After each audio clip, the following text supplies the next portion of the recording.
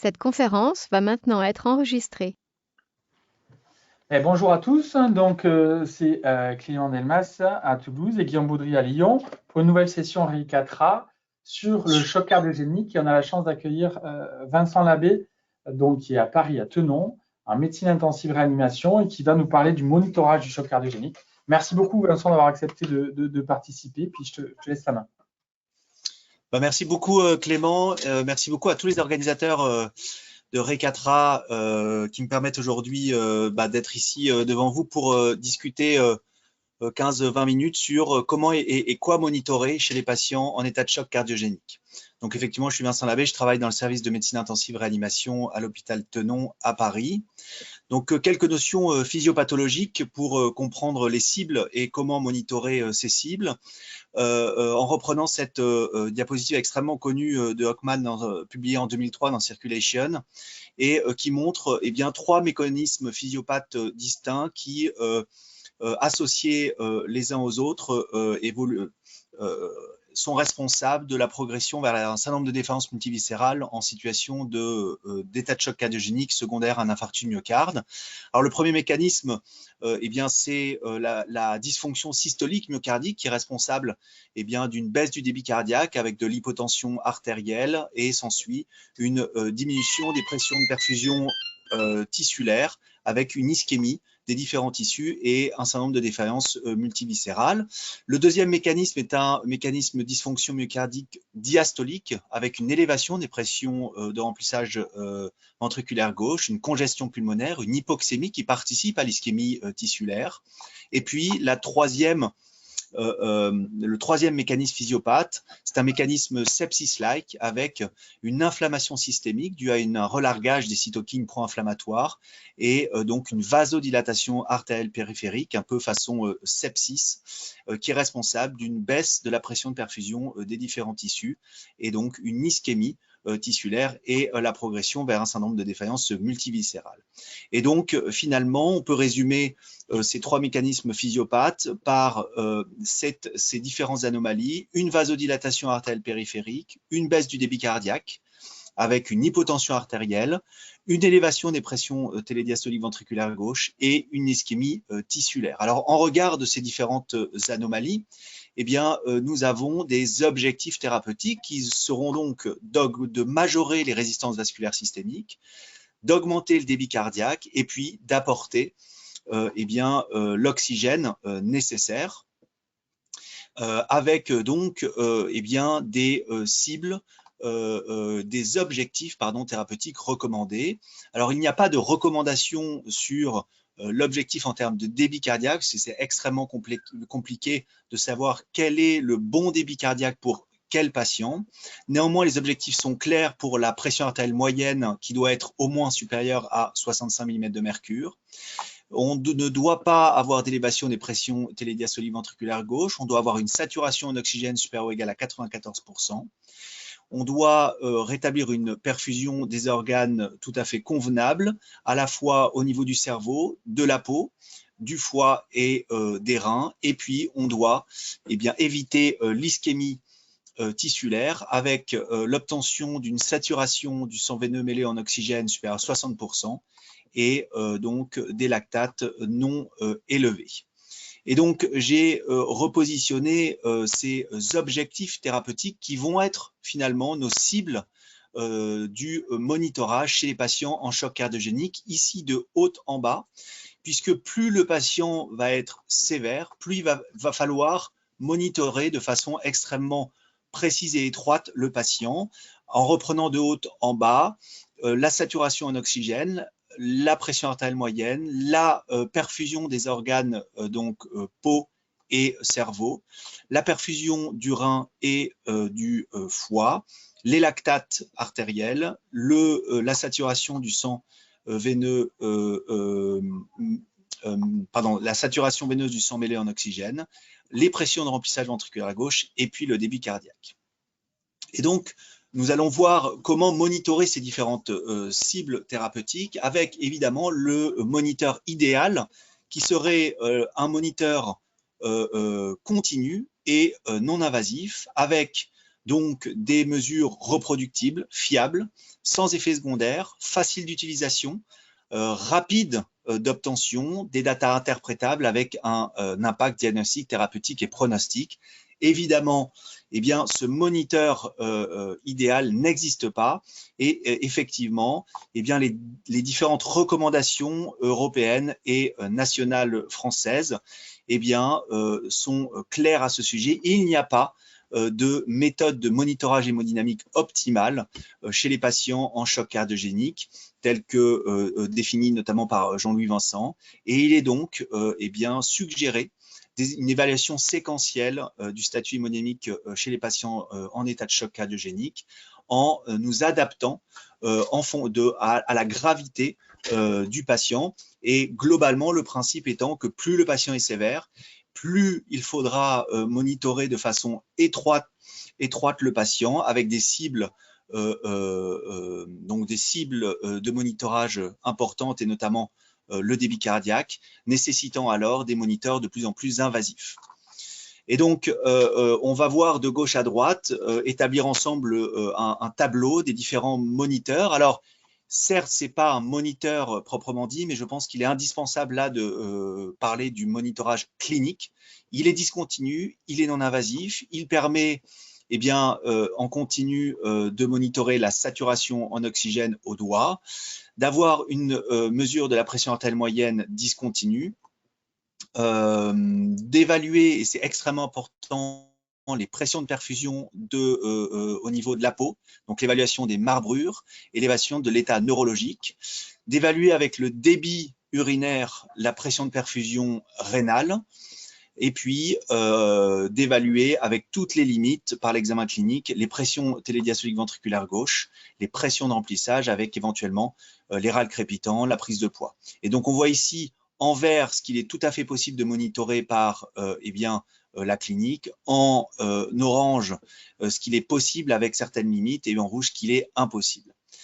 Alors si effectivement le patient requiert des vasopresseur, il est là clairement indiqué la pose d'un cathéter artériel associé à un cathéter veineux central pour l'administration intraveineuse seringue électrique des vasopresseurs. Et donc, ce moniteur donc, de mesure de pression artérielle sanglante invasive, qui est continue, eh bien, permettra ici en vert un monitorage eh bien, de la saturation en oxygène, de la pression artérielle moyenne de façon continue, de la pression de perfusion du foie et du rein par eh bien, les analyses biologiques répétées, des lactates artériels, de la saturation veineuse du sang mêlé en oxygène, lorsque l'on a un cathéter veineux central positionné en territoire cave supérieure, et puis également, le cathéter artériel nous permettra, j'ai rajouté ici une case, eh bien d'estimer, eh bien de prédire la bonne réponse au remplissage par eh bien l'estimation des variations respiratoires de la pression pulsée. Et eh bien, il est important aussi de noter ici que le cathéter artériel ne permet pas de mesurer de façon continue le débit cardiaque. Alors, le cathéter artériel, nous verrons que, eh bien, il a le souci d'être évidemment invasif, il n'est pas dénué d'effets secondaires, infectieuses, éventuellement ischémiques. Il faut pouvoir interpréter les datas et il n'a jamais été démontré un impact sur le pronostic de l'utilisation du cathéter artériel. En troisième ligne, il y a l'échographie transthoracique ou transœsophagienne qui permet une estimation et un monitorage discontinu et non ou semi-invasif, l'échographie transœsophagienne étant semi-invasive.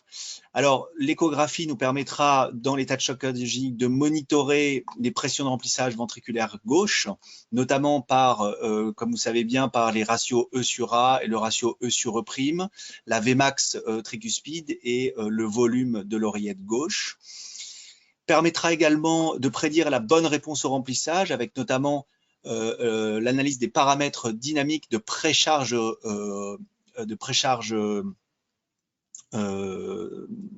répondeur par des variations respiratoires de la Vmax aortique, les variations respiratoires de la veine cave supérieure en échographie transœsophagienne, la variation du diamètre de la veine cave inférieure en échographie transthoracique, et puis la variation de l'ITV sous-aortique après levé de jambe passif. Et puis évidemment, l'échographie transthoracique ou transœsophagienne permettra l'analyse à des temps donc de façon discontinue, évidemment, du débit cardiaque avec la mesure de l'ITB sous-aortique, la mesure de la fraction d'éjection ventriculaire gauche avec la connaissance importante des limites de la FEVG, puisque cette FEVG dépendra de la contractilité mais aussi de la post-charge ventriculaire gauche, et puis l'estimation de la fonction ventriculaire droite. Alors l'échographie transthoracique ou transœsophagienne, comme je le disais là, est un moniteur là discontinu et transœsophagienne semi-invasif, avec tout de même des mesures qui sont opérateurs dépendants, qui prennent beaucoup de temps, donc avec des mesures pas forcément reproductibles, pas forcément fiables, qui n'est pas rapide d'utilisation, pas aisé d'utilisation, et dont il n'a jamais été démontré non plus un impact direct sur le pronostic des patients en état de choc cardiogénique. Et donc effectivement, lorsque nous avons un patient en état de choc cardiogénique avec un échec des thérapeutiques initiales, on peut alors envisager l'installation de moniteurs supplémentaires après la clinique, le KTA, KTC et l'échographie transthoracique transœsophagienne. Et ce sont notamment là la position des moniteurs de mesure du débit cardiaque en continu, avec tout d'abord les moniteurs de débit de mesure du débit cardiaque par les méthodes de thermodilution transpulmonaire. Ce sont les moniteurs par exemple PICO, et donc qui mesurent là le débit cardiaque selon deux principes.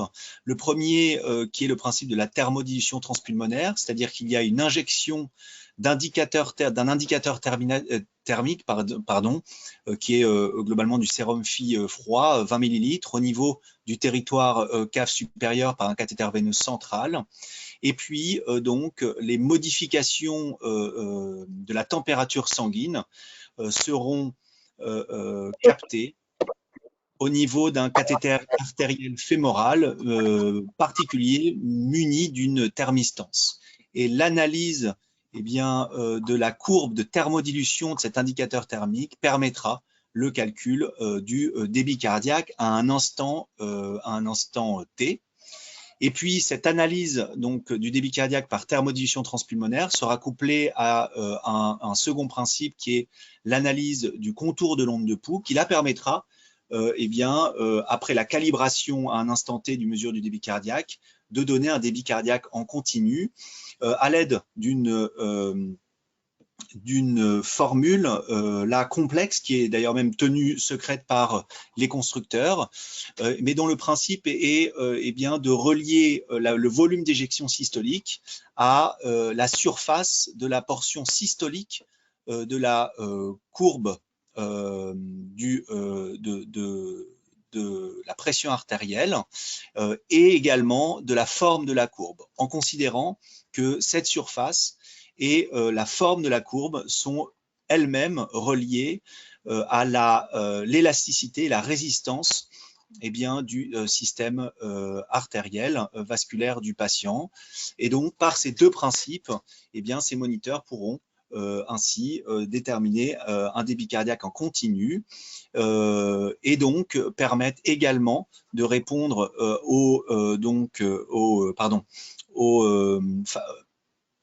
de nous donner un certain nombre de facteurs prédictifs de bonne réponse au remplissage, l'ASCVO2 et d'autres mesures où je ne pourrais pas là, par manque de temps, m'étendre sur les limites et les intérêts de ces différentes mesures, mais le volume global télédiastolique, l'index de fonction cardiaque, la fraction d'éjection globale et puis l'eau pulmonaire extravasculaire. Alors, ces moniteurs type PICO sont des moniteurs invasifs, donnent un monitorage en continu avec tout de même là aussi des effets secondaires possibles tels que l'ischémie et complications infectieuses, des datas qui ne sont pas forcément faciles d'interprétation, notamment avec un certain nombre de situations qui limitent son utilisation en cas de dysfonction ventriculaire droite sévère, de chien cardiaque, d'anévrisme ou sténose aortique, d'insuffisance mitrale ou tricuspide, de pneumonectomie, macroembolie pulmonaire ou circulation extracorporelle. Et là encore, il n'y a jamais eu de preuve que son utilisation avait un impact positif sur le pronostic des patients.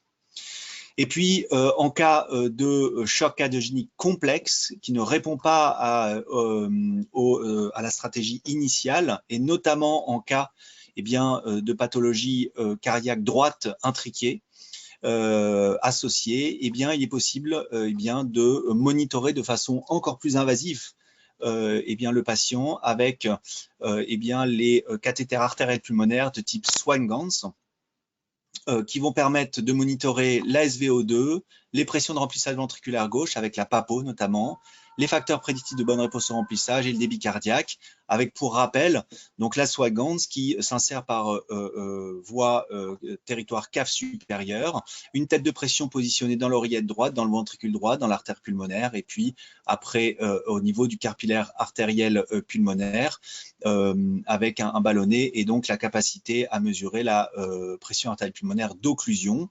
Un cathéter de Swan-Ganz va permettre de façon invasive et continue donc de donner par la technique de thermodilution transpulmonaire le débit cardiaque, la SVO2, les pressions artérielles pulmonaires, les pressions artérielles, au niveau de remplissage ventriculaire droite et les pressions de remplissage ventriculaire gauche avec la PAPO. La Swan-Ganz, c'est invasif, ça peut causer tout de même un certain nombre d'effets secondaires et c'est pour ça que c'est réservé clairement chez des patients particulièrement complexes avec des risques d'hémothorax, de troubles du rythme cardiaque. Ce n'est pas facile d'utilisation, il faut être formé à l'utilisation d'une Swan-Ganz et donc évoluer dans une équipe entraînée avec des datas qui ne sont pas forcément faciles d'interprétation et aucune preuve sur le pronostic. Et donc en conclusion, nous voyons bien ce tableau qui montre qu'il n'y a pas de moniteur optimal, qu'il est nécessaire de monitorer un patient choc cardiogénique selon le principe que plus il est grave, plus il va falloir monitorer de façon étroite les cibles thérapeutiques et plus il sera nécessaire de monitorer avec des moniteurs invasifs qui ont leurs propres effets secondaires. Je vous remercie de votre attention. Merci beaucoup Vincent pour ce topo, c'était hyper clair comme d'hab. Comme tu peux le voir, on est un certain nombre dans mon bureau à te regarder avec des jeunes arrivants sur l'USIC, pas forcément jeunes, mais en tout cas sur l'USIC.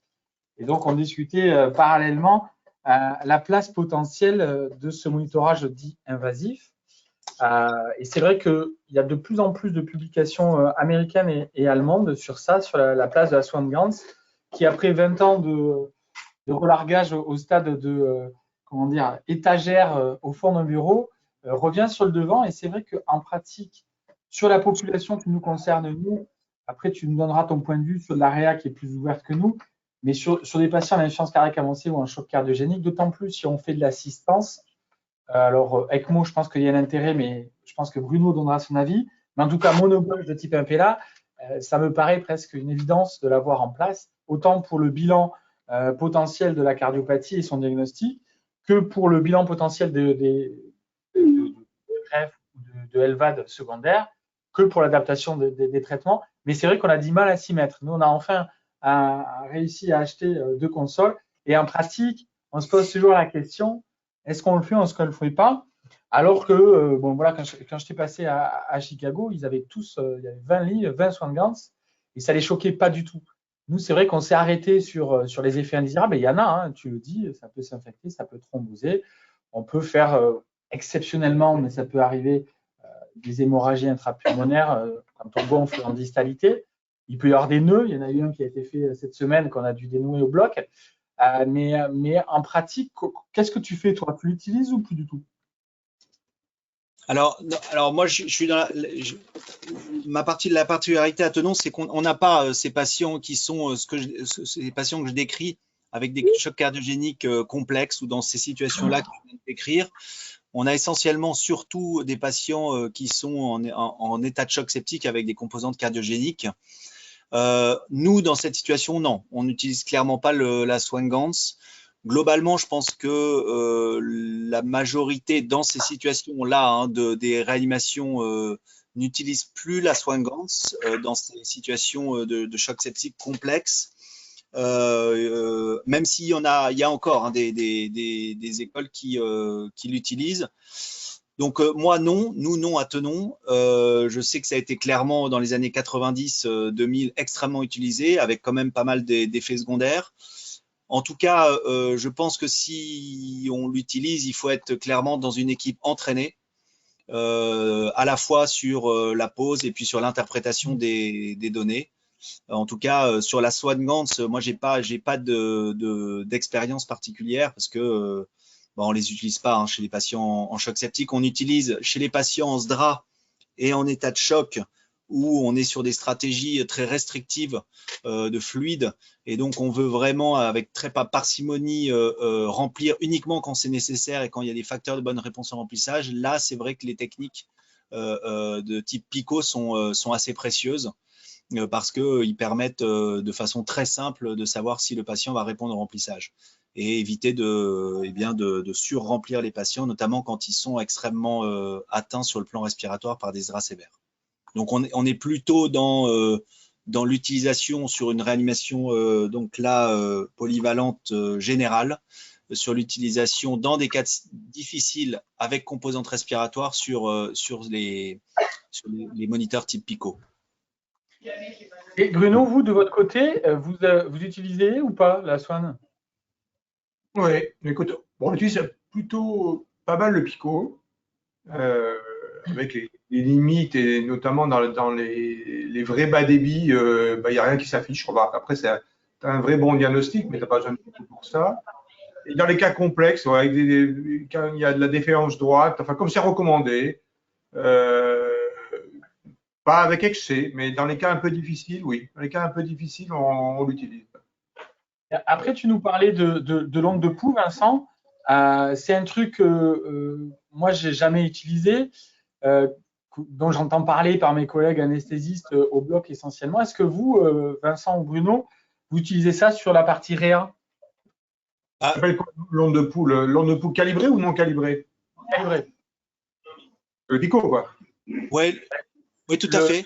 Ouais, donc le calibré, vous l'utilisez avec le PICO, et le non calibré, qui sont ces espèces de petits trucs là qu'on utilise au bloc, ça, en réa? Non. Enfin, Bruno, peut-être si tu souhaites répondre. Bah, écoute, honnêtement, pas en réa. Non. En tout cas, c'est très sensible aux variations de compliance artérielle, ce truc-là. Et donc, dès que tu mets des vasopresseurs, la fiabilité de la mesure n'est pas. Par contre, c'est pas inutile aux soins. Chez les malades stables, de temps en temps, on leur met un cathé artériel et on aime bien avoir un monitorage continu quand ils n'ont pas de grands changements chez quelques malades. Voilà, mais très peu, honnêtement très peu. Après, se pose la question de. Oui, également pour nous, en tout cas, l'analyse du débit cardiaque en continu pour qu'elle soit chez un patient en réanimation, en état de choc, fiable, il faut effectivement l'analyse du contour l'onde de pouls qui nécessite des calibrages réguliers par les thermodiffusions transpulmonaires, globalement toutes les 4 à 6 heures, un bolus de 3 bolus de 20 cc, une calibration et après c'est à mettre en opposition, je pense peut-être tu penses au monitorage non invasif qui permettent du débit cardiaque en continu, type par exemple Vigileo, où là, nous, on l'utilise pas du tout en réanimation et je sais que c'est beaucoup plus utilisé au bloc opératoire, notamment. Oui, c'est pas inutile. C'est pas inutile pour le remplissage. Donc, le chiffre absolu, tu t'en fous. Au pire, voilà, tu as une variation, un équivalent de pression pulsée, enfin de delta pp sur la courbe de pression artérielle. Ça, tu peux t'en servir avec un lever de jambe. Façon un peu automatique, c'est pas mal. Pour ça, c'est pas mal. Mais honnêtement, c'est pas pour faire de la réanimation, enfin, pas pour du suivi hémodynamique, ces techniques-là.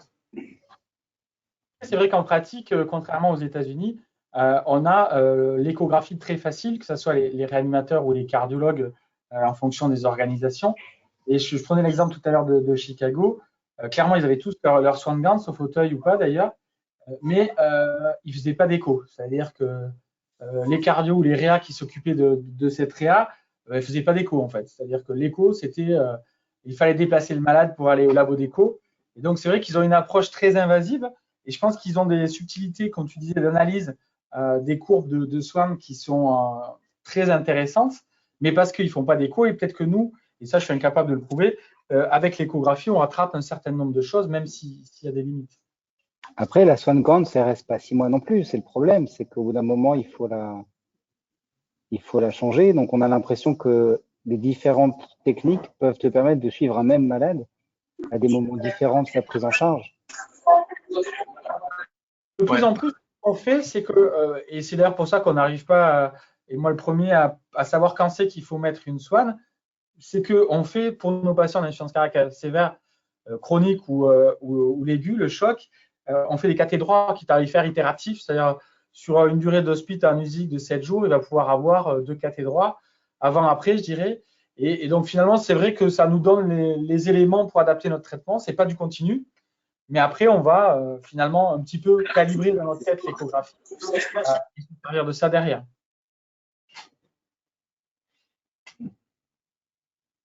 Le message global, c'est toujours le même. Hein.